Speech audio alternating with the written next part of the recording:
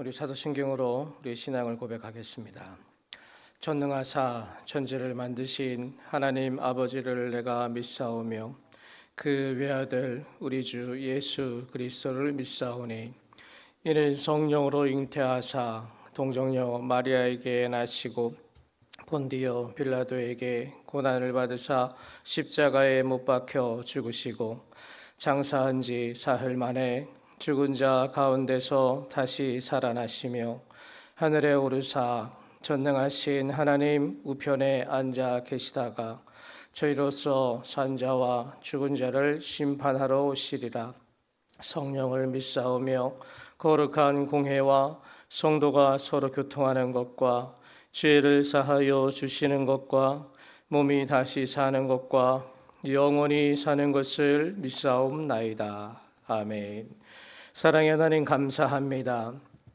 우리가 또 주님 앞에 한 주간을 시작하기 위해서 첫 시간을 드리기 위해서 이 시간에 나왔사오니 주님께서 이 시간 우리의 모든 심령들을 축복하여 주시옵시고 온전히 주님의 귀한 은혜 안에 살아갈 수 있는 능력을 이 시간에 허락하여 주시옵소서.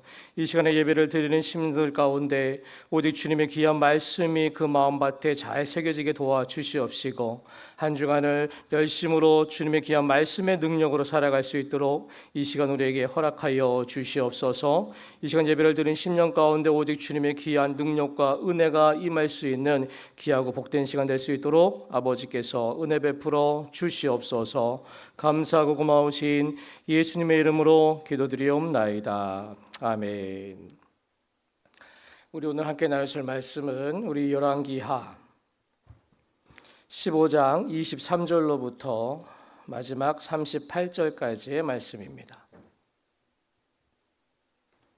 열왕기하 15장 23절로부터 마지막 38절까지의 말씀입니다.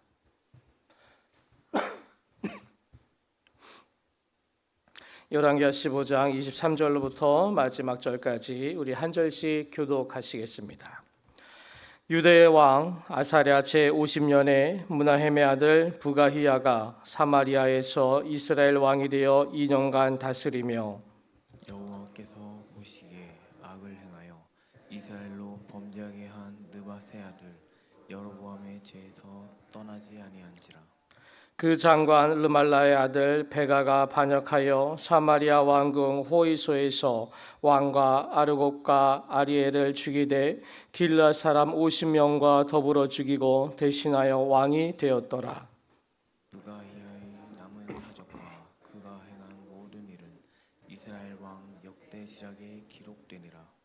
유다의 왕 아사랴 제52년에 르말라의 아들 베가가 이스라엘의 왕이 되어 사마리아에서 20년간 다스리며 여호와께서 보시기에 악을 행하여 이스라엘로 범죄하게 한 느밧의 아들 여로보암의 죄에서 떠나지 아니하였더라.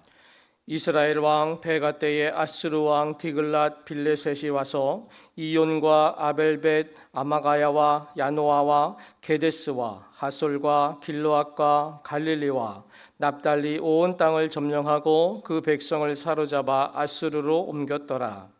우시아의 아들 요담 제20년에 엘라의 아들 호세아가 반역하여 르말라의 아들 베가를 쳐서 죽이고 대신하여 왕이 되니라. 베가의 남은 사적과 그가 행한 모든 일은 이스라엘 왕 역대 지략에 기록되니라. 이스라엘 왕 르말라의 아들 베가 제2년에 유다 왕 우시아의 아들 요담이 왕이 되니 나이가 25세라 예루살렘에서 16년간 다스리니라. 그의 어머니 이름은 여루사라 사독의 딸이더라. 요담이 그의 아버지 우시아의 모든 행위대로 여호와께서 보시기에 정직히 행하였으나 오직 산당을 제거하지 아니하였으므로 백성이 여전히 그 산당에서 제사를 드리며 분향하였더라. 요담이 여호와의 성전의 윗문을 건축하니라.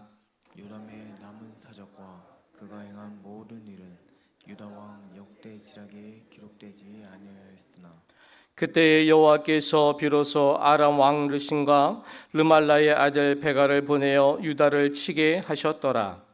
요담이 그의 조상들과 함께 잠에 내 조상 다윗성의 조상들과 함께 장사되고 그 아들 아하스가 대신하여 왕이 되니라.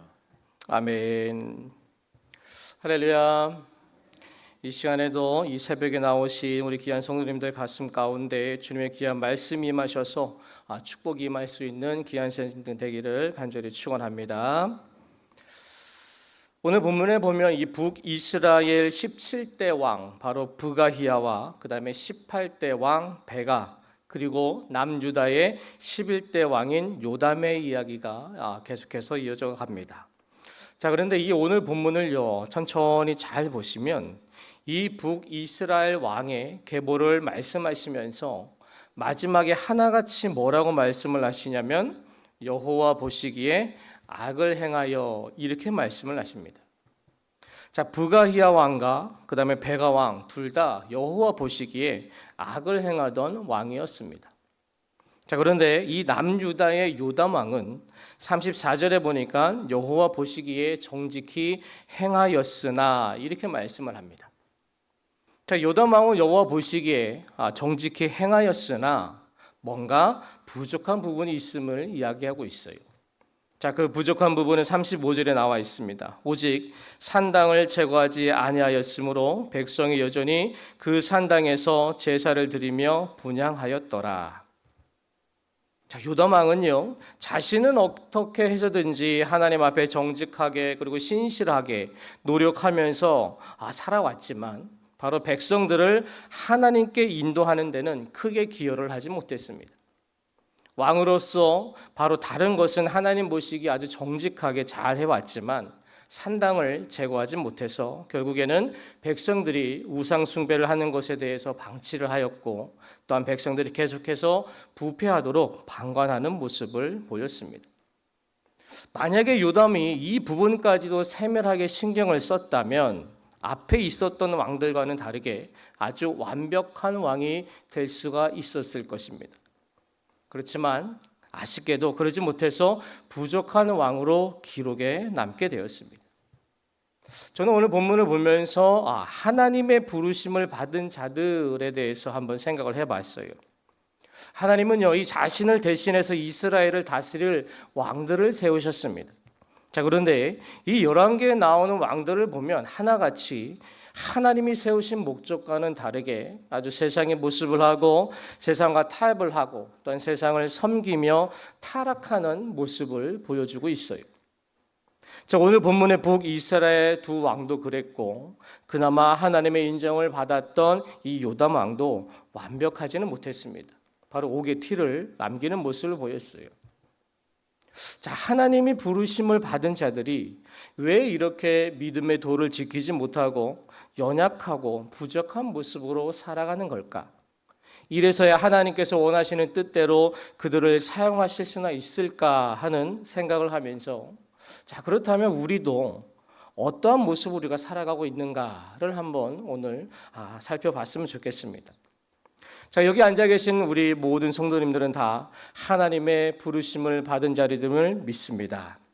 아멘이시지요?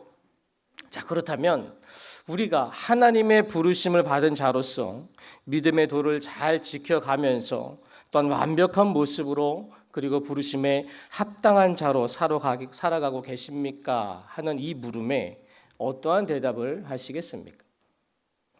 아무도 하나님 앞에 완벽한 사람이라고 자신 있게 말할 수 있는 성도님들은 아마 안 계실 거예요. 성경에 의인은 한 사람도 없다라고 기록이 되어 있기 때문에 이 땅에 완벽한 사람은 없습니다. 이 말인즉 하나님은요 사람을 부르실 때에 완벽한 사람을 부르시는 것이 아니다라는 사실이에요. 히브리서 5장의 1절에서 10절 말씀에 보면 제사장의 선출과 역할에 대해서 말씀이 나오는데요. 그 말씀을 보면 제사장은 사람들 가운데서 뽑았고 그리고 하나님의 부르심을 받아서 세운 자들이다라고 이렇게 나와 있어요. 자, 이 말씀의 진정한 의미가 뭐냐면 하나님께서 부르시는 사람은 사람들 가운데 택하셨고 그 택하심을 받은 사람들도 연약함을 입은 사람들이다라는 것입니다. 제가 가끔 이제 청년부에서 아니면 학생부에서 게임을 보통 할 때가 있어요. 이 무슨 소로? 그러면 리더가 될 만한 사람을 이제 제가 둘을 뽑아줍니다. 그러면 그 다음에 그 리더들에게 가위바위보를 해서 이 청년들 중에 한 명씩 자기 팀으로 데려가는 형식으로 팀을 짜게 했어요. 자, 그렇게 되면 그 팀의 리더들은요, 게임을 하는 데 있어서 최대한 유능하고 잘할 것 같은 사람을 먼저 지명해서 데려가게 됩니다. 그렇게 해서 이제 한 명 한 명 데려가다 보면 자연히요, 마지막에 남은 사람은 남들이 보기에는 좀 약한 사람이 남게 됩니다. 어떻게 보면 약간 냉혹한 모습일지 모르겠지만 본인이 어떤 이루고자 하는 그 팀이 이기기 위해서는 그런 선택을 할 수밖에 없다라는 거예요.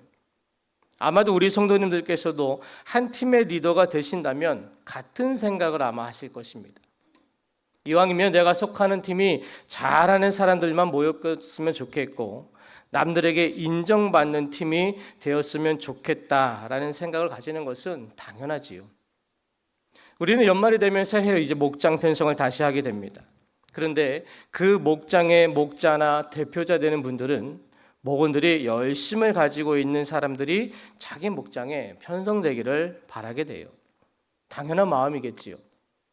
예배도 잘 나오고 모임에도 잘 참여하고 어떤 일이든지 적극적으로 참여하는 성도들이 바로 자기 목장 식구가 되기를 바라게 됩니다. 자, 그런데 열심도 없고 적극적이지도 않고 한마디로 연약한 성도들이 같은 목장이나 모임에 편성이 되면 때론 실망을 하기도 하고 때로는 한숨을 쉬기도 합니다. 자, 그런데요, 하나님의 생각은 우리의 생각과는 조금 다르다라는 것을 우리가 좀 알아야 됩니다. 하나님은요, 연약한 지체들을 더 사용하시기를 원하신다라는 사실입니다.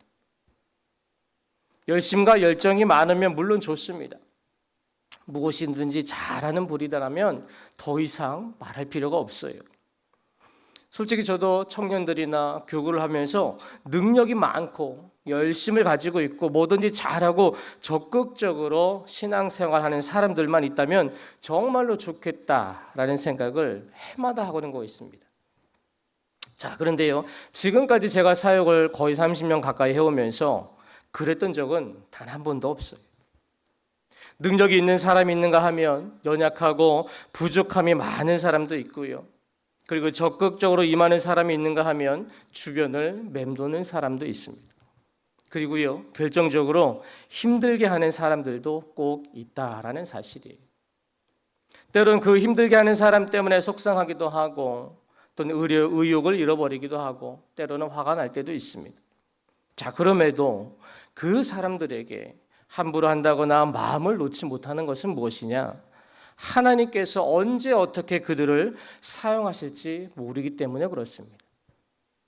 우리의 눈에는 부족함 투성이고 연약해 보이고 우리 팀에, 우리 목장에, 우리 교회에 가시 같은 사람으로 보일지 몰라도 중요한 것은 그분도 우리 가운데서 하나님이 부르셨다라는 사실입니다. 하나님께서 사람을 부르시고 사용하실 때는 우리의 기준과는 정반대로 연약한 자들을 들어서 사용하신다라는 사실이에요.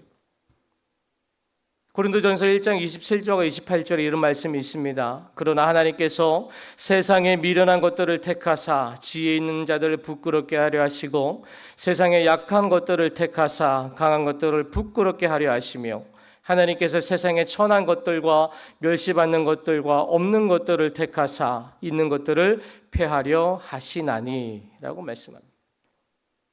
우리가 잘나봐야 그 연약한 사람들보다 얼마나 더 대단한 믿음을 가졌겠습니까?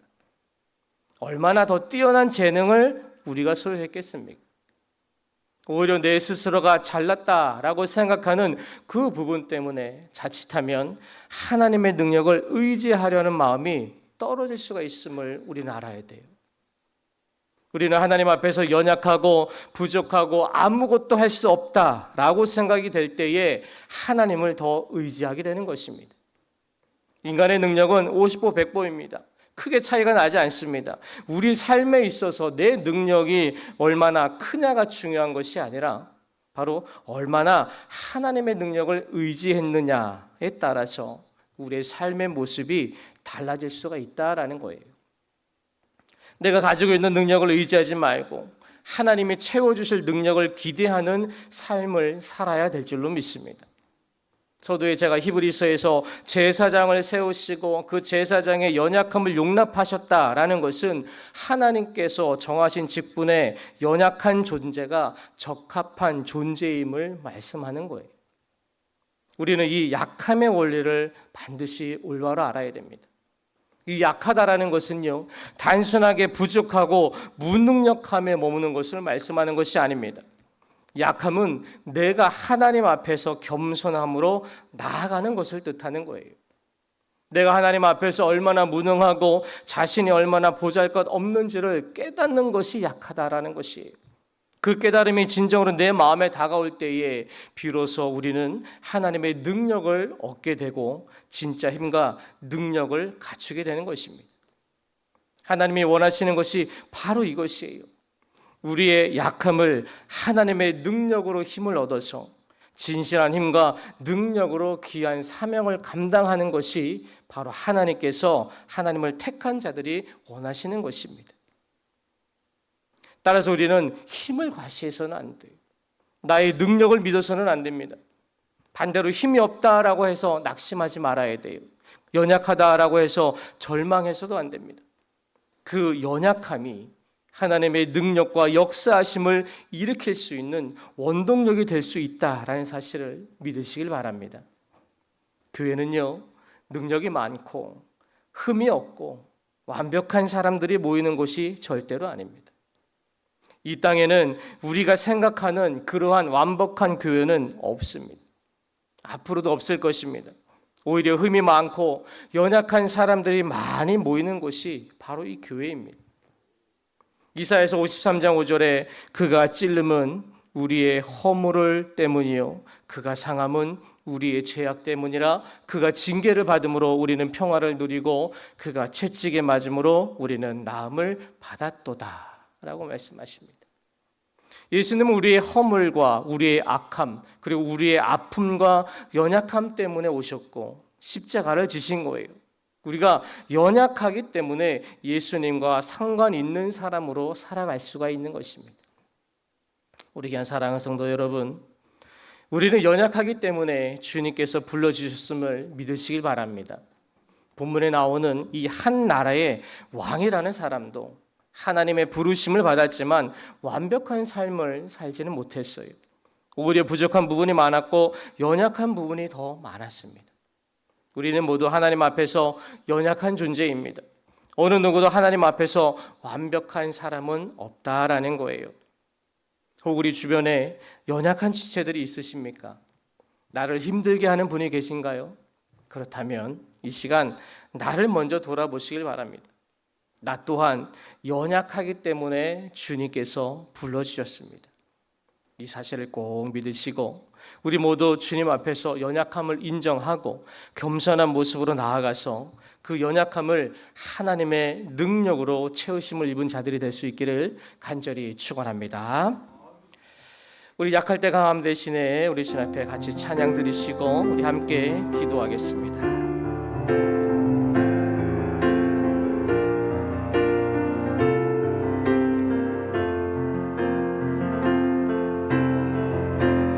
약할 때 강함 대신에 나의 보배가 되신 주 나의 모든 것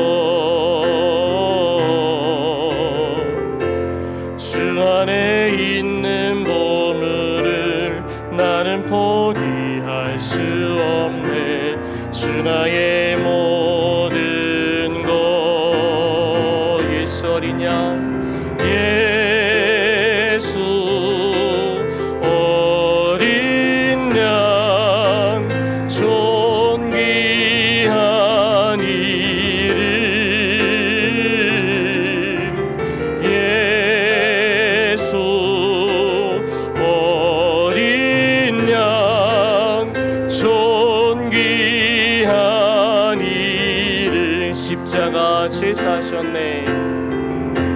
십자가 제사하셨네 주님의 이름 찬양해 주 나의 모든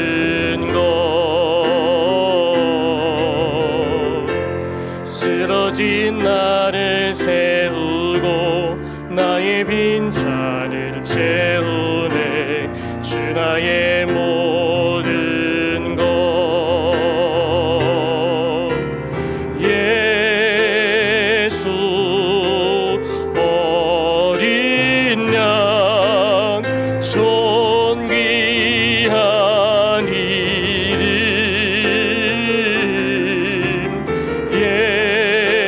예수 어린 양 존귀한 이름. 우리 이 시간 함께 기도하기 원합니다. 우리는 연약하기 때문에 주님께서 불러주셨다라는 이 사실을 우리가 인정하고 믿어야 될 줄로 믿습니다. 우리가 완벽하다 그러면 주님께서는 우리를 부르시지 않으셨을 거예요. 우리가 연약하기 때문에 주님을 더 의지할 수 있고, 우리가 약하기 때문에 주님의 능력을 기대할 수 있는 것입니다.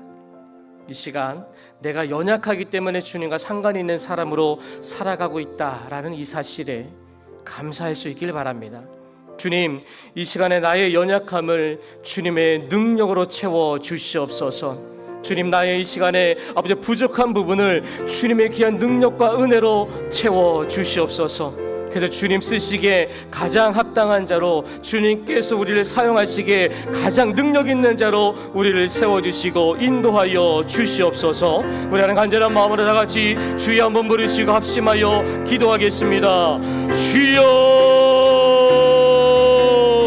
사랑의 하나님 감사합니다. 이 시간도 역사하여 주시옵시고 우리의 연약함을 채워주시는 주님의 귀한 그 능력을 힘입고 나갈 수 있는 우리 모두가 될 수 있도록 주여 도와주시고 아버지 인도하여 주시옵소서. 우리가 때로는 아버지 연약한 지체들로 인하여서 아버지 내 주위에 있는 아버지 부족한 영혼들 통해서 우리가 때로는 힘들고 어려움 당할지 모르나 아버지 주님께서는 그 연약한 영혼들을 더욱더 사랑하시고 사용하여 주시는 줄로 믿사오니 이 시간 먼저 나를 돌아보게 도와주시옵시고 나의 연약함을 이 시간에 깨닫게 도와주시옵소서. 나 또한 연약하기 때문에 주님께서 불러주셨고 그 연약함을 채우시고 주님의 귀한